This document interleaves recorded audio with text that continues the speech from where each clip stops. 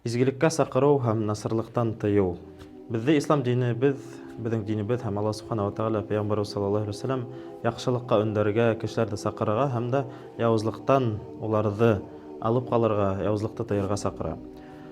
Аллаһ Субханаһу ва Тааля изге Коръәндә шундай һүзләр әйтә: "Һезнең арагызда булһын ти шундай кешеләр ди, кемдәр ди яхшылыкка сакыра, әмер итәләр ди изгелекте һәм дә насарлыктан тыялар ди. Улар ди иң уңганнардан булырлар ди." Ягъни улар ди еңүчеләрдән булырлар ди. Икенче бер аятта Аллаһ Субханаһу ва Тааля әйтә: "Һез ди иң яхшы өммәт ди, кешеләр арасында ди, ни өчен без яхшы өммәт? Чөнки без ди яхшылыкка өндәйбез һәм дә насарлыктан сакырабыз ди." Был һорауга килгәндә күп кешеләр үзләренең нәфсеһе аркаһында, үзләренең нәфсеһе артыннан эйәргәне аркаһында кайһы бер кардәшләребезгә һәм дусларыбызга, туганнарыбызга әйтһәк: "Кардәшем, туганым, ошоны эшләмә, бу бит харам, бу бит Аллаһ Тааля тыелган эш" диһә, улар әйтәләр: "Һез кем ул миңа ундай хөкем чыгарырга? Һез кем ул миңа улай итеп нәсихәт эшләргә? Һез кем ул миңа ошо һүзләрне yetkәрергә?" дип әйтәләр. Ягъни улар шайтандың артыннан әйреп, шундай һүзләр, нәфсеһе артыннан әйреп, шундай һүзләр әйтәләр инде. Улар әйтәләр: "Һез үзегез генә эшләгез, ләкин безгә яхшылыкка сакырмагыз" дигән һүзләр кебек ишетергә туры килә.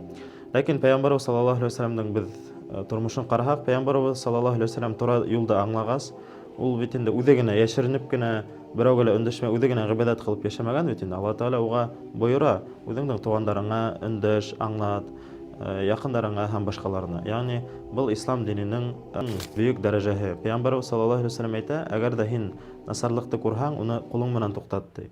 Әгәр дә кулың менән туктата алмаһаң, телең менән әйт ди. Әгәр дә телең менән дә әйтә алмаһаң ди, күңелең менән уга каршы бул ди. Һәм дә был ди имандың иң түбән дәрәҗәһе ди.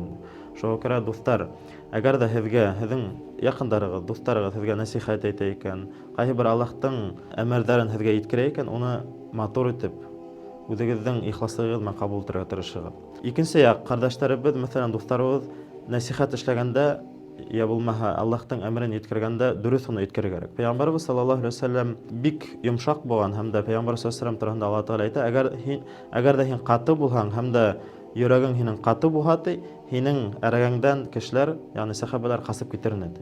Ягъни Пәйгамбәр саллаллаһу алейһи ва саллям теле менән генә түгел, үзенең холкы менән, үзенең әдәбе менән, үзенең тормыш рәвеше менән үзенең әргәһендә булган кешеләрне яхшылыкка сакырган.